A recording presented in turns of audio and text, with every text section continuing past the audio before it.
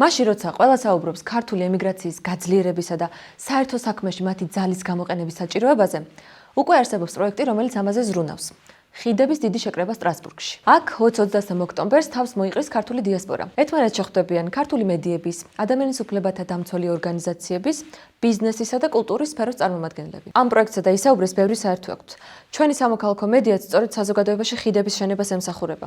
და ჩვენს ახალ პროექტსაც ისაუბრე ემიგრაციაზე, ემიგრანტების ხმის გაძლიერება აქვს მიზნად. მანამდე კი ემიგრანტებს და სიმართლისთვის მებრძოლ ნებისმიერ ადამიანს გეპატიჟებით ხიდების პროექტზე, სადაც ისაუბრეც იქნება წარმოდგენილი. ჩვენი დაფუძნებელი და ხელმძღვანელი თეკლა ვასაძე გაგიზიარებთ მინიმალური რესურსებით წარმატებული ანტიპროპაგანდისტული კონტენტის შექმნის გამოცდილებას. ერთად განვიხილავთ გაფანტული რესურსების გაერთიანებისა და საერთო საქმის უფრო ეფექტურად კეთების გზებს. ხიდების პროექტზე რეგისტრაცია უფასოა.